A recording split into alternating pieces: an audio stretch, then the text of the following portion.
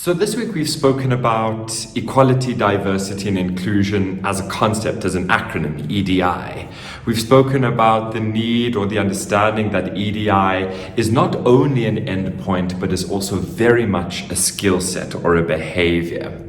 So I'd like to just zoom out a little bit and give you a little bit more meat on these bones, which is weird to say as a vegan.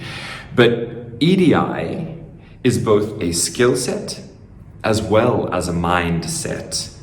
Okay, so it's both the skill set of practice as well as a mindset, a philosophy. So we've developed the acronym RAID, R-A-I-D, to really unpack what the skill set and mindset of EDI mean, or how we can understand it. So it's an acronym about an acronym, which is very meta. So let's start with R. And R is recognition. So I'm going to read it for you.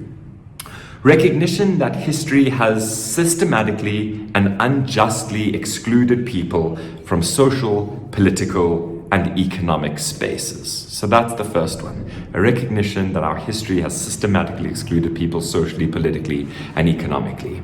The A on RAID is awareness, which says an awareness that historical structures and behaviors of exclusion are not easily dismantled. So the awareness that our history is still very much present, and it's not easy that in one election all of a sudden we have a complete change of structure.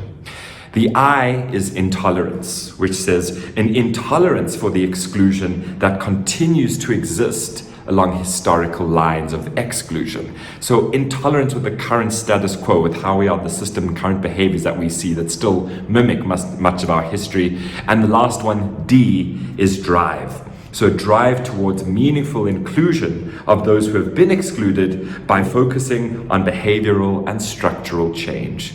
So R, recognition that history has excluded. A, an awareness that history is not easily dismantled, it exists. I, an intolerance that it still exists. And D, a drive to actually do something about creating greater inclusion.